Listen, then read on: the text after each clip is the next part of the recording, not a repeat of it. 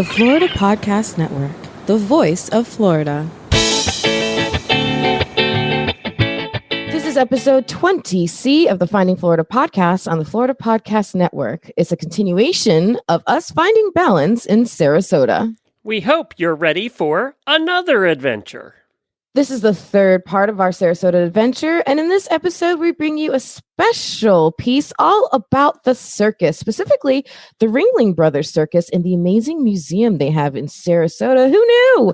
We spent half a day there and spoke to several of the curators because, it's just such an important part of the history of Sarasota, and we thought we would dedicate this entire episode to it. Welcome to Finding Florida, the podcast that takes you from country to the coast. Join your tour guides, an unlikely pair, city girl Jemmy and country boy Glenn, as they explore the amazing sights and sounds of the Sunshine State. If you missed the last episode, 20B, you're going to want to go back and take a listen as Jemmy flew high on the trapeze. We rode one of the most beautiful beaches in the world on some rad electric bikes, and we went to the theater and we ate well at Michael's. Mm-hmm. So all of that plus some on the last episode, 20B. If you missed it, go back and take a listen. But now it's time to go to the circus.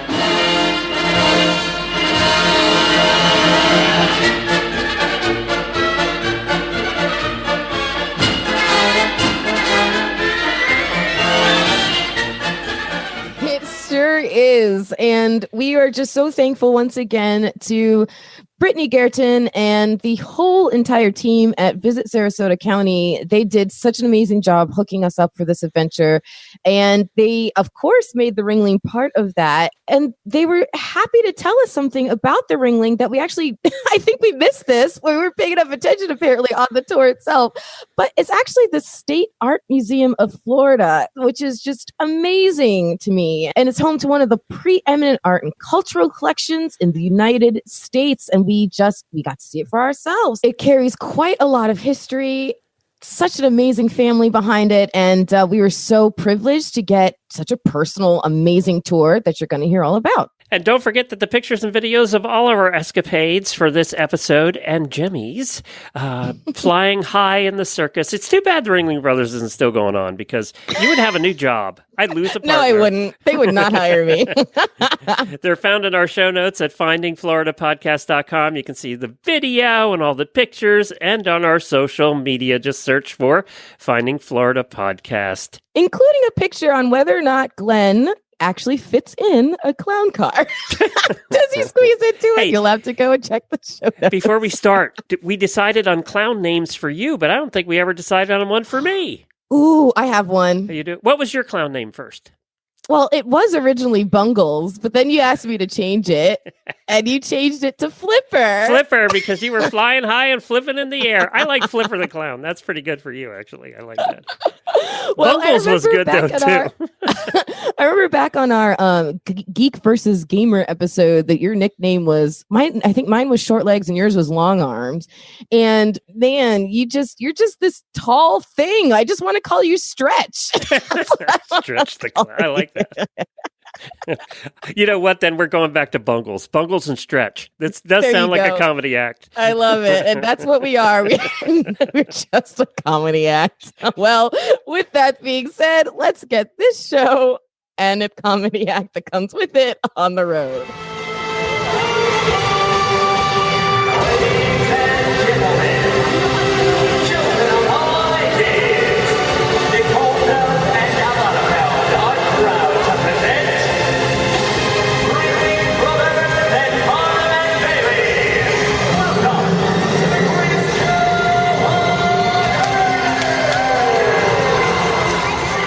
I'm Virginia Harshman. I'm the Public Relations Specialist here at the John and Mable Ringling Museum of Art, and I'd like to welcome you here today. We are on... We're so excited. We're so excited you're here. We're on 66 beautiful acres here on the Sarasota Bayfront. We have many, many things to see. We just came out of our visitor center, which also houses our historic Oslo Theater, which is a theater that was actually constructed in 1798 in Oslo, Italy. Our very first museum director, Chick Austin, purchased it for $8,000 in the 40s and had it brought over here and reinstalled. And our yeah, really, when you see it, it's incredible. It seats about 275 people, so it's a beautiful, intimate space for performance. And we also have our Kotler Colville Glass Pavilion, which is one of our newest additions here on campus. And as we go through, I'll give you lots of information about John and Mable. John and Mable first started coming here in the early 1900s. John, of course, is one of the famous Ringling brothers of circus fame, but he made a lot of money in the circus and then he diversified. He owned oil wells. He owned railroads. He owned a lot of property that he developed here in Sarasota. Those are two smart investments of someone who's building a circus with that needs railroads. Yes. Oil and railroads. Yes. I mean, he knew railroads because he was on them all the time. which was really interesting. Because they transported the circus on railroad from pretty much the beginning. Well, in the very, very beginning, they started off in Baraboo, Wisconsin, and the brothers had gone to the circus, and they fell in love with it, and literally they started a dog and pony show.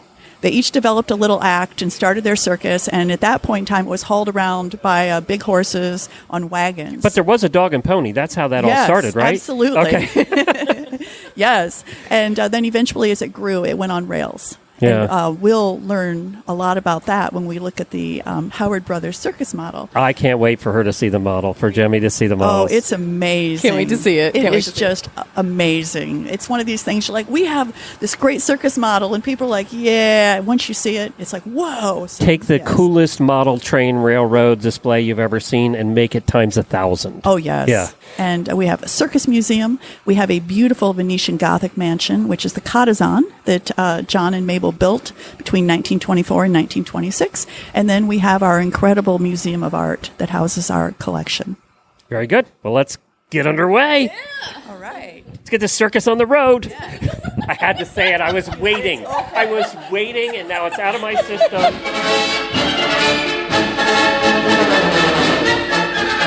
Well, we just came to a new building, which Jennifer's going to tell us about. Jennifer, what building are we in now? You are in the Circus Museum's Tibbles Learning Center. In this building, we celebrate the history of the circus in America and internationally. And we are standing in front of one of the most incredible murals I have ever seen of the circus. It is amazing. Our visitors are greeted by this mural painted by the artist William Woodward. He's still living in Virginia, and he was commissioned to paint this wonderful mural entitled The Greatest Show on Earth for the corporate headquarters of Feld Entertainment, who were the owners and producers of the Ringling Brothers Barnum and Bailey Circus. And this mural is meant to commemorate the grandeur and the spectacle of the American circus. It does. And it's pretty well done. It wraps it all together, but what makes it really special for us is that when it came here, it was brought after Feld moved their corporate headquarters here to Sarasota, and it is filled with our friends. This mural has, I was trying to count how many people I know personally. So these are actually people. This isn't made up. Everyone on this mural was historic performers of the circus, right? Right. A real person, with the exception, I will add, on the far left, there's a gentleman in a trench coat. That is the artist of the mural. He loved I love the when circus. they put themselves in. He loved the circus enough he wanted to be part of it. But everyone else is a performer. In the doorway that's depicted here in the circus, we have 3 female clowns. We are fortunate enough that one of these clowns, the woman at the very top, is here on our staff now. Peggy Williams was the first graduate of Clown College to get a contract with Ringling Brothers Barnum and Bailey. And in retirement, she is working in our archives, helping us tell more of circus history. And you just said something that many people are going to be surprised at. Clown College. Yes, there is or was one? There was a Clown College, yes. And it was here in Sarasota. It did operate here in Sarasota, among a few other locations, but it was a training ground where the artistry of clowning could be passed down from these mostly men who had performed with early circuses to a whole new generation. And out in the world now, actors and theaters and different places, you'll find the influence of Clown College. I kind of think that Jemmy graduated from Clown College and forgot, because Actually, I was going to say that you and I missed out because we totally should be in clown college. And I don't know if that's a positive thing to say about us, or I think it's a positive. We are jokesters, especially you, Mr. Improv. I would have loved to have gone to clown college. You would fit right in. I'm sorry we don't have some of the clowns here with us today. But I hear that you're going to be taking some aerial classes at the Circus Arts Conservatory. Tomorrow. She's taking aerial classes. I am not. While we're staring at this beautiful mural, I want to add that in the very upper right way up corner there, Jemmy, is Dolly Jacobs. She is one of the co-founders of the Circus Arts Conservatory, and was a tremendous star with Ringling Brothers, Barnum and Bailey. So she's going to be the one that I think about as I'm falling and screaming tomorrow. If you can do it with complete grace and beautiful gestures, you'll be just like Dolly. I will take her in my spirit and I will do my best. So I am welcoming you now into one of our core displays in the Circus Museum. This is the Howard Brothers Circus model. It is a miniature circus that is almost a perfect document of what Ringling Brothers, Barnum and Bailey was in the first quarter of the 20th century when the traveling circus was at its very largest. Howard Tibbles started building this model in 1956, which coincidentally was the last year that Ringling Brothers toured under canvas. It is built in 3/4 inch scale, so each one of us would be about 4 inches tall if we were in the model. And there's 3,800 square feet here? Yes. That's a lot of model. It's a whole lot of model. It shows the whole circus day, though. That 3,800 square feet includes the railroad yard, which when this model first arrived here at the museum, all of the equipment was packed in all of the wagons, and the wagons were loaded on the railroad car and then unloaded to build the model. I mean, we're just gotten to the very beginning of it. And so I'm looking at the engine. You can see there's an energy and action to the way that they're positioned. So you can see him actually, monitoring and driving the train. And then I look over here at these guys and they're on the side of the railroad, digging around and doing some stuff, but there's action. Looks like we're going to get, you haven't seen anything yet. It looks like it's going to be a living, breathing scene. I'm so excited. It is. Well, Circus Day was a tremendously exciting thing for people. In this era with the tented circus, you would wake up in the morning on Circus Day and the tents, the city of canvas was already starting to rise. So what we see in the model is that day play out across the 3,800 square feet. So as the newbie, let me just take a moment to kind of explain what I'm looking at. So right of me, what you see in the background, they have a background images. It looks like buildings and everything else. It looks like a whole cityscape, right? And then they have the train models in front of them. So there's a whole scene involved, and the hallway for display it seems endless. And I can see on the left of me that there's some more model, and then through the window area, there are actually people who are looking back at us this way. So that tells me that this really long winding hallway I'm staring down right now circles back and keeps going. So this seems like it's just massive. Yeah. Oh, yeah. I'm excited. You have barely seen the circus lot at this point. We're looking at the railroad yard. Yeah. So we'll see tents. And I see horses getting off the train. Yes, there are over 500 miniature horses in this model. Oh, wow. Because horses were used for everything, for helping everything back then. Exactly. And that's part of what made the circus so big in this period is they were using horses more than tractors or vehicles to pull wagons and to move things on the lot. So a lot of the horses that came with the show were actually just draft horses, work horses. Yeah, they were. And they helped put up the tents. They helped do everything. So what scale is this train? Because it's not HO. No, it is a 3/4 inch scale. That's what it's called. Okay. Yes. 3/4 inch. Yes. Because it's bigger than, take HO scale and take it 10 times that. It's big train. Exactly. Yeah. So everything, like I said, is 1/16 life size. It makes math fairly easy, as I understand it. And all the little lights just popped on. So there's a time, it's meant to take you literally through the day. This is amazing. Yeah, I forgot to mention that we change from day to night as we go through. And I will say, everywhere you look in this model, I've worked in this museum for 17 years. The model has been here for 13 of those. And I still walk through and see little vignettes and stories that I'd never seen. Howard Tibbles was fascinated with this truck that was used to lift up wagons. So he built a whole scene in the railroad yard where one wagon has rolled too far and gotten stuck in the train, and there's a truck that's lifting it up. So these little stories unfold before you if you take time to look at them. But this model seems to be taken from maybe early 1920s? So the span of the model it's a little open-ended. Basically, Howard looked at Ringling Brothers Barnum and Bailey from 1919, which is the year that the circus is combined. So the year that it got its very biggest. Right.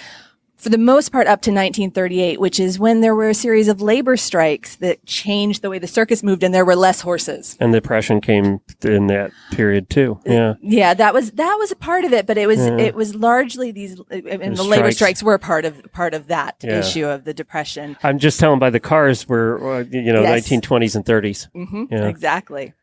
Very cool.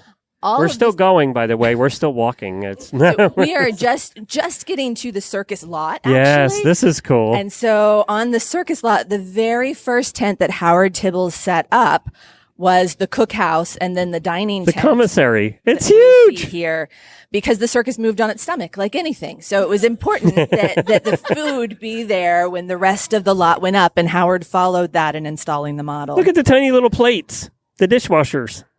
Now, you worked behind the scenes in a diner, Glenn. I did. I washed do they dishes. look like they're doing it right? I love the truck as a portable dishwasher to wash the dishes. Yes, to sanitize everything. And you're wishing you had one back then. Oh, my God, that's cool. To carry with you. You don't think about all the support systems that went with the circus. Absolutely. It was a moving city. It was about 1,500 people that traveled with the circus.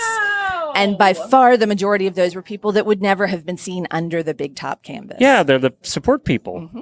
Exactly. And according to this model, there's a lot of them. And they all had 3 seated meals a day. So when you get to the dining tent, you can look in and see the 2 halves. On the half that has blue tables, we see all the workers for the circus. And on the half that is red, it's largely performers and management.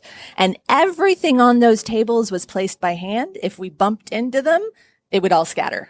Oh, so the little plates, I'm telling you, it's detailed. There's tiny little plates with food on them. No, the flatware bowls, was placed there's salt and with pepper tweezers. Shakers, teeny weeny little salt and pepper shakers. Yep.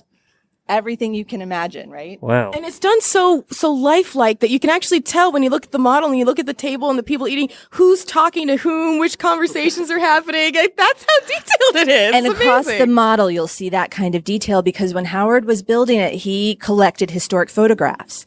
And so he would also use those photographs as reference to how to create these kind of real moments of life. Did they ring a dinner bell? Please tell me there was a big dinner bell. Absolutely. There's silverware. There are teacups and everything that you can imagine, ketchup bottles, everything you would need for a perfect meal. They would serve 3,900 meals a day. Yes. That's a lot of cooking. Absolutely. And what's really cool about the circus is they were smart enough. They knew they could never send all of these people through a line to get their own food. So they had waiters. That was part of the support staff, was everyone had their own waiter that was assigned to their table for the season. I mean, not too shabby, right? On the other hand, every one of them traveled in a train car on like a little tiny with bunk 12 beds. Yeah, so, right. Some of it there was a fancy trade-off. and some A not so little much. less comfortable than our RV experience on our last adventure. Definitely a little less private. So as we go into the circus lot, what we're coming to now is the backyard of the circus. We're seeing the space where all the people of the show are getting ready for performance and the back entry into the big top tent. The big top is huge. It's got to be 30 feet long. And it looks like they have all of the support wires and all of the stakes in the ground that you would have in a big top tent. Exactly. All of those little stakes. This is like an exact replica. And Anna just pointed, and all of the flags. They have flags representing all the different countries. And this is amazing. Good eye. Yes. There's so many details. So we had a question from a listener that I wanted to ask, and I didn't want to forget. What happened when the circus expanded in 2017? What happened to all the performers, all the entertainers? I mean, talk about specialized skills, right? Well, circus is still really alive and vibrant. I think that's one of the messages we really want to get out here in Sarasota. The Ringling Brothers Barnum and Bailey show closed in 2017, and the performers went on into other performance areas. Some of them went to Europe to perform in shows there. Others are working on small shows here in the States. The animals, many of them were placed with zoos or with other performing areas.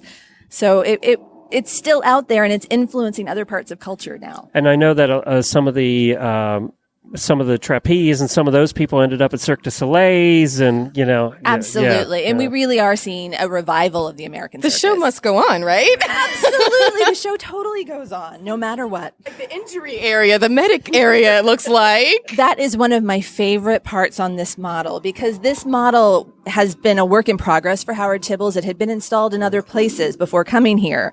And that particular figure, she's a bicycle artist who was working on a low wire. And she was practicing her act in a different location, a different installation of the model. And she was up on the wire, but the installation came apart and she fell down. So Howard thought that made a great story. So he placed the practice ring by the medical tent, which was truly on the circus lot in that area.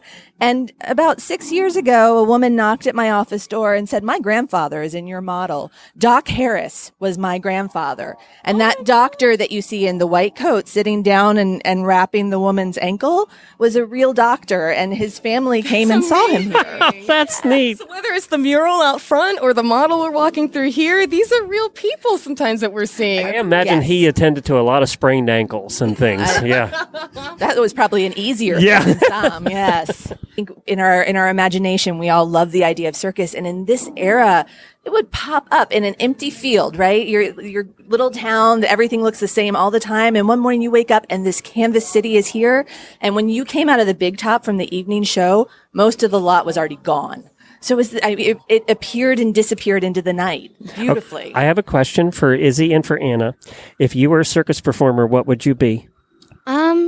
Probably I would do ride on the horses or do like trapeze. I probably, not to brag, but I'd probably be better because I have more balance. She just threw down on you. She totally did. Okay, it's competition time between me and Izzy. We're going to have to figure out some ways to compete. I bet she's going to win all of them, but it's on, girlfriend. Well, all I can say is the reputation and the promise that Glenn said to me before we got here that my mind would be blown. Well, all of that came true. Thank you so much, Jennifer. This has been, I'm a loss for words. It never happens. That is perfect. That's what we hope for each time. You have been so much fun to walk around the model with. Come back and we'll show you things you didn't see this time around. Fantastic. And I have a feeling that you have a challenge you're about to set up for us. Yeah, I hear some people claim they have really good balance. So the second part of our galleries here are about different kinds of performances, and we have places where people can try their hand at things like getting into a clown car or walking a wire. So I think you need to try it before we will. You leave. Well, thank you so much, Jennifer, for taking us around, and let's go hit some high wires. Great, thank you. Hey, we are now at the Ringling Museum, and Jemmy is going to walk the wire, not a high wire because it's pretty low, actually. But I'm still surprisingly nervous. all right, let's see. Here she goes. Look at the balance. Look at the poise. The poise, he says. Or not. Yes. No, I'm special. And Jemmy has now died. She fell off and broke her neck. Okay, Anna. Anna's like a martial artist, so she should have this down. A little bit of Oh no, Anna fell off too. It's tough. She's got the wrong shoes on I for this. think so, yeah. Orchestrator of the challenge, Miss Isabel Jerome, former gymnast. Look at Izzy Gal, the gymnast. Look at the poise. Look at the style. Look at the seriousness on that face. The first time I've ever not seen her smile. She is going to do it. She is focused. Boy, look at that face. That's determination. Watch the style. Oh, the technique. She did it!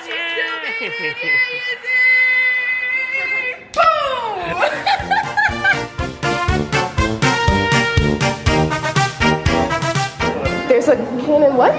It's a toy cannon in this corner that you can shoot projectiles. So headed there. Yes! Hey, Glenn, let's go shoot some stuff.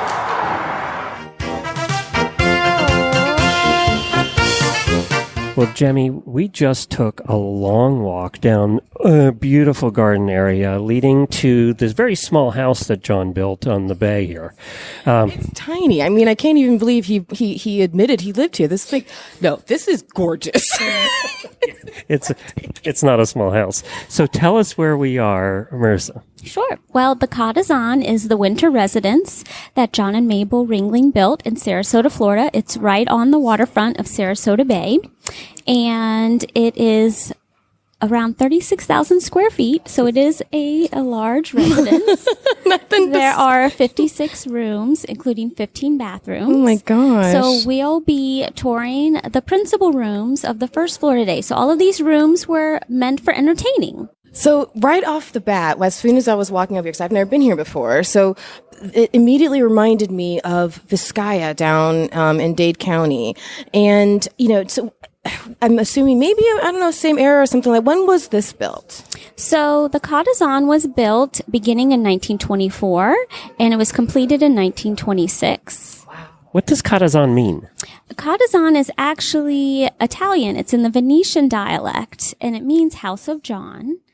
And there you go. The Very descriptive. Ringlings, yes, they traveled abroad. Well, you like that. Say what it is. Say what it is. It's good marketing. It's a unique name and a unique home. They specially commissioned the architect Dwight James Baum to design this home, and they worked with a number of artisans and craftsmen and artists to do all of the elaborate details you see. It's very Italian, and, the whole place is the garden and everything. Yes.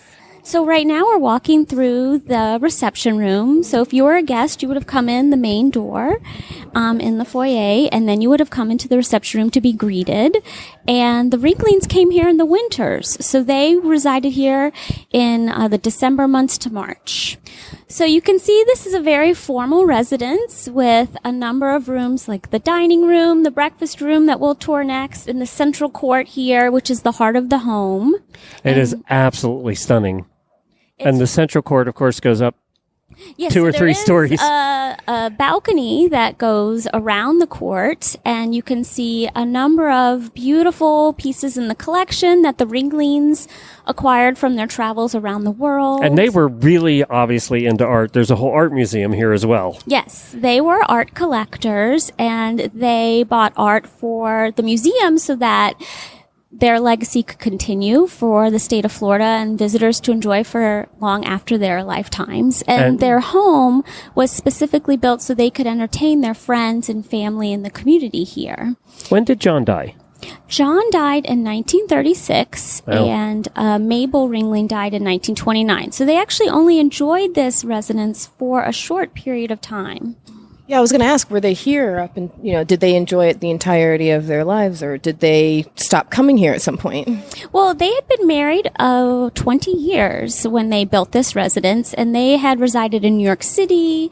They also had a home in New Jersey, and they were originally from the Midwest, and they traveled extensively in Europe, and that's what inspired this home. They were looking to Venice, one of their favorite cities abroad, and they traveled in Italy and collected a lot of wonderful Baroque Italian art, and so you can see all of those interests infusing this home. Well, and usually in very, very fancy mansions like this, you would see a plaster motif of some sort, very ornate in the ceiling. This is wood, which makes it so much different.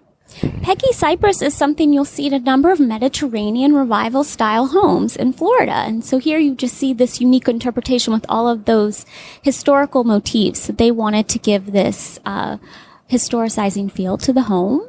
So it would look much older than it actually was, but it's all part of that aesthetic of looking back to previous styles and designs and reviving that. This was very popular at the time.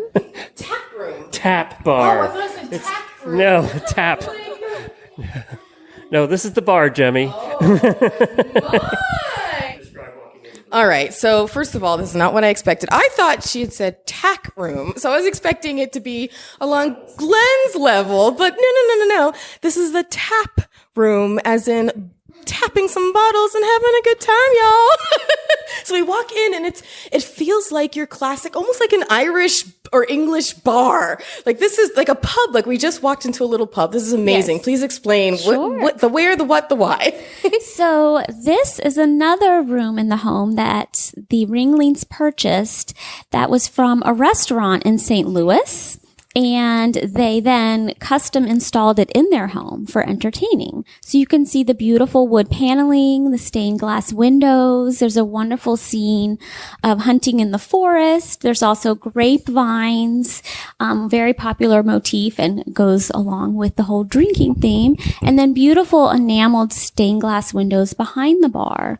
So there's a lot of beautiful design throughout this room. And this would have been a private place for the Ringlings to entertain their guests. So right now, so we're heading out to the terrace, which is behind the house. And it's huge, by the way. It's a huge terrace that wraps around the entire back of the 50,000 square foot house. And we're on a bay. Which bay are we on? We are on Sarasota Bay. And so you're looking out, and in the distance, you can see the different islands, the barrier islands that are known as the Keys here. So you can see Longboat Key in the distance. This is stunning. It's a beautiful view. And the patio is marble? Yeah, there's a beautiful pattern of different colored marbles, and it is all imported. Oh, and we just saw a pelican dive into the bay. Yes, the There's pelicans an amazing are out. amount of bird life here. It's a beautiful area. And so this facade is completely different than the garden It's facing completely facade. different than the front. You can see how it's inspired by Italian palazzos. Yes. And they're taking quotes from earlier architectural eras from the Venetian Gothic. You can see beautiful details in terracotta. So all of this was custom designed and built for the Ringlings with beautiful Italianate motifs. You can see different flora and fauna, different beautiful glazings and colors, all looking back to Italian history. This is so different, too, than many of the other houses we've seen around the state, many of the other mansions, because they have all had Spanish or European influences and not Italian. So right. There's a whole blending of different styles and historic eras in this house. So you see a lot of different historical influences. I just started a new Instagram account called Intrepid Curator. If you want to follow along what's going on in the daily life of the curator at the Cottazon, that way you can see what we're doing, what we're studying, what we're learning, what we want to share. And so that way from afar you can see what's going on here at the mansion. This is just beautiful and peaceful. Okay, Sarah, we have just walked into, first, what's this room called? We call these the Rubens Galleries, these two galleries. So we've just walked into the Rubens Galleries. And all I can say is, as soon as I walked in, it immediately reminded me of walking into some of the most famous art museums in Europe, or walking into the Louvre, or walking into just those big rooms full of huge murals.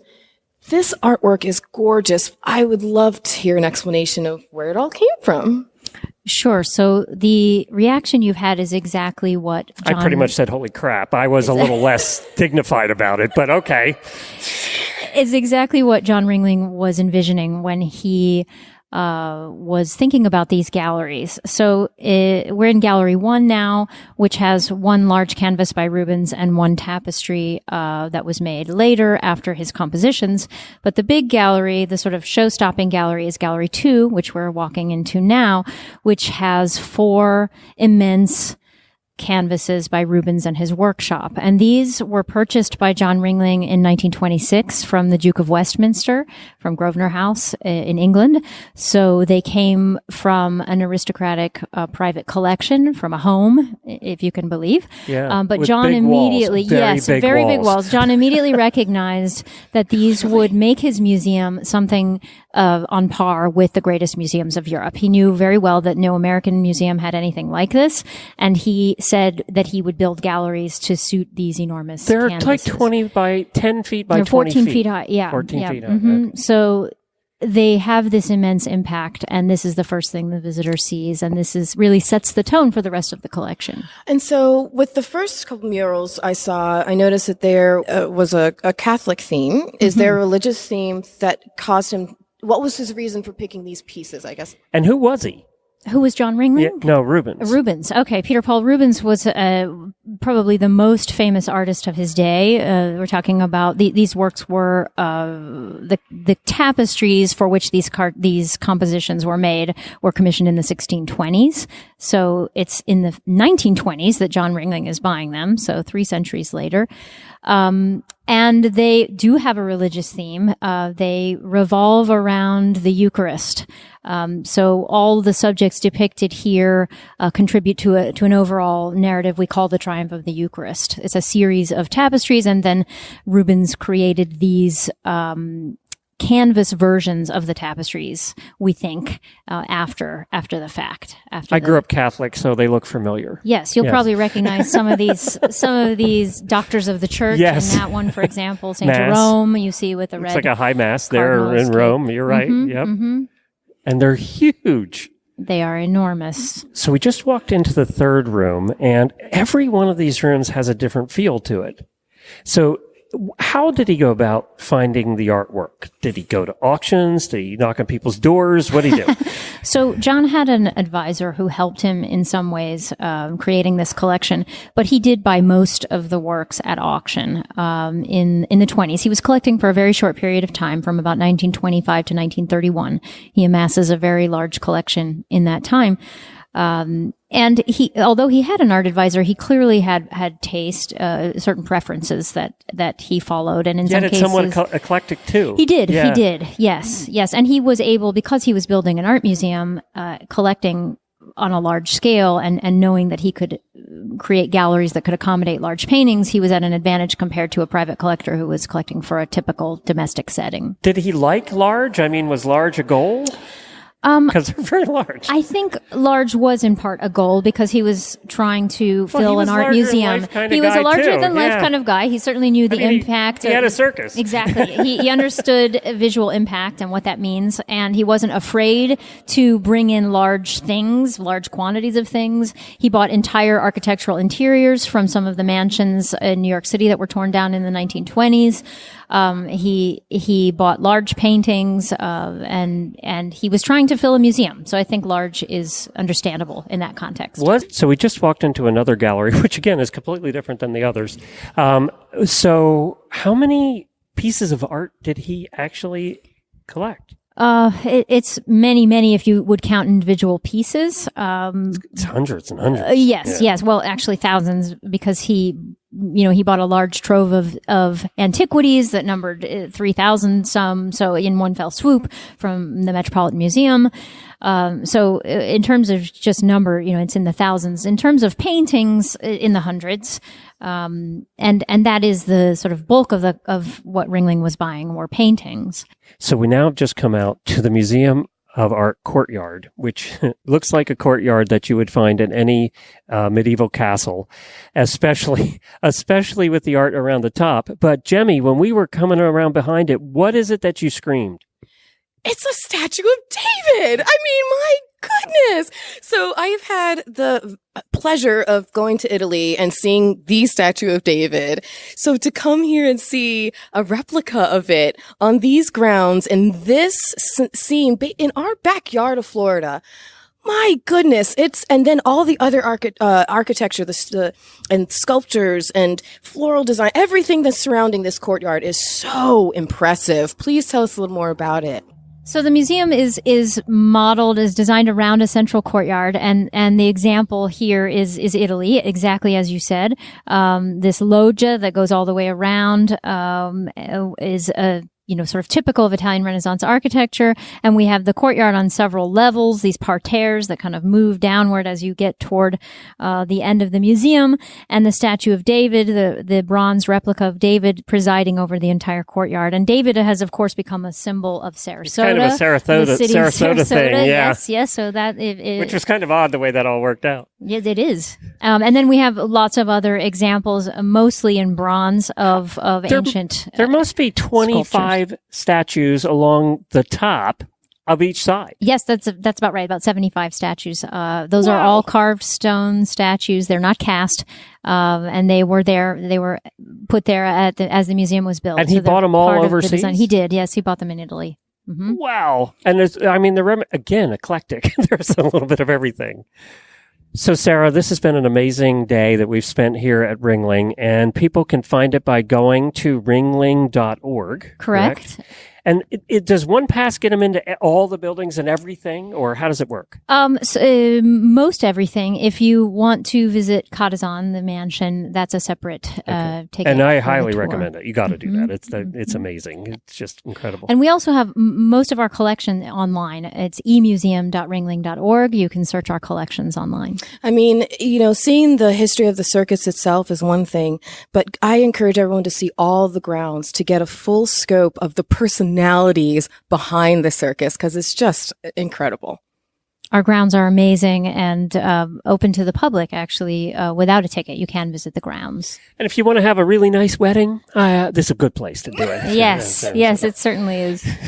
Thank you so much, Sarah. It's been great walking around with you. Thank you for coming. I'm so glad you made it today. Thank you.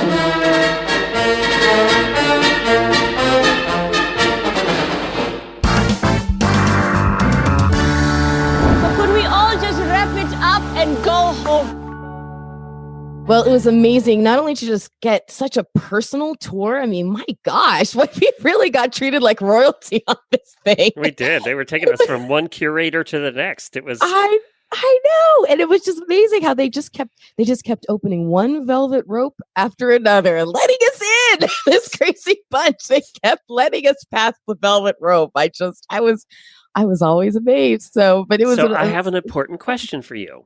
Yeah. Now that we've done all that and seen all that, and especially the model display where we saw everything that happens in the circus, which is incredible, the thousands of people it took to make it happen. It really did recapture that magic. Way to go, Howard. My gosh. What would you have done or wanted to do in the circus if you had a job there? Well, I think we've figured it out. Trapeze? But I would actually want to do trapeze. I think it would help me get over my vertigo and my fear of heights. So there's that. But it just was so much fun.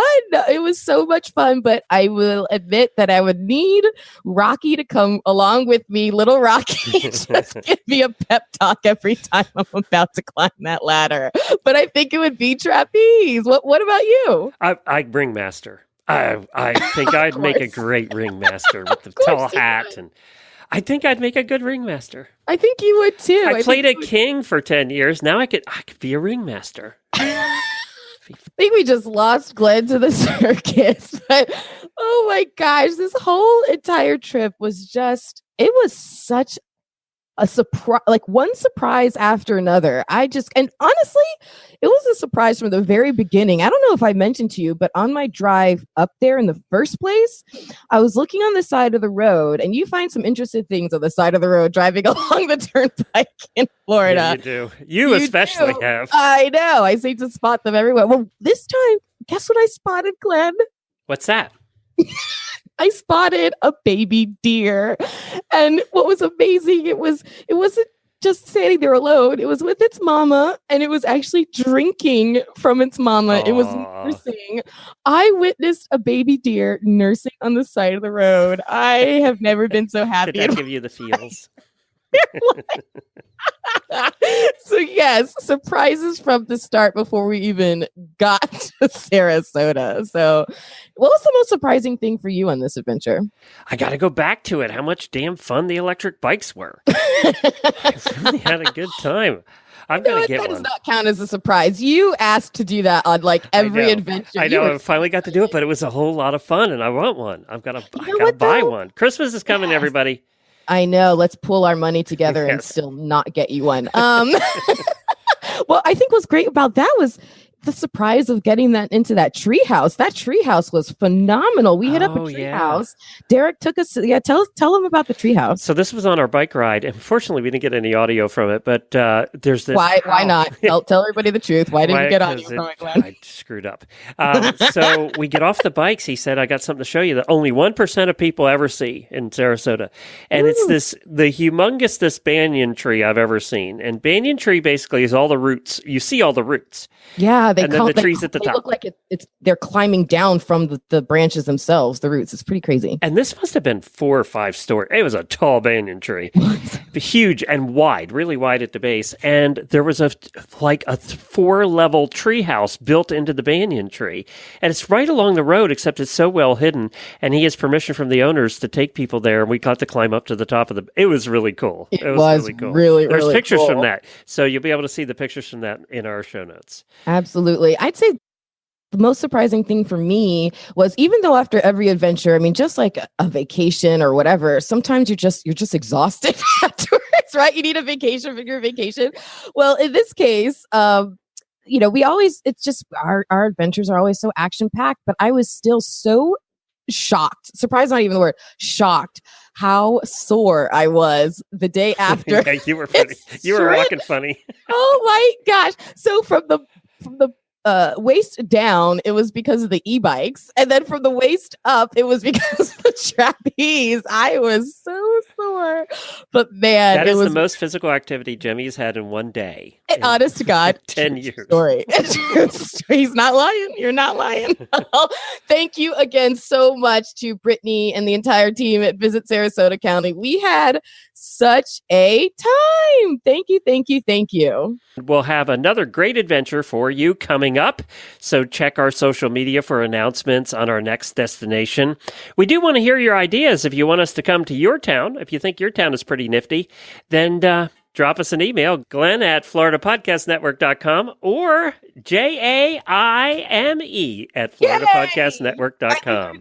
Spell my name. And I promise you guys, if we come to your town, I'll do everything in my power to keep Glenn from embarrassing you by using the word nifty. I thought, when I said that word, I said, geez, I haven't said that since the 70s. So Nobody has, Glenn. Nobody. As always, you can find all of the photos, videos, and links for this adventure at findingfloridapodcast.com. Connect with us on social media. You can find us at Find FL Podcast and join our group of Florida Podcast Network super fans on Facebook by looking up FPN Insiders. We look forward to interacting with you all over the interwebs, but especially in there. So for now, here's to your next Florida adventure.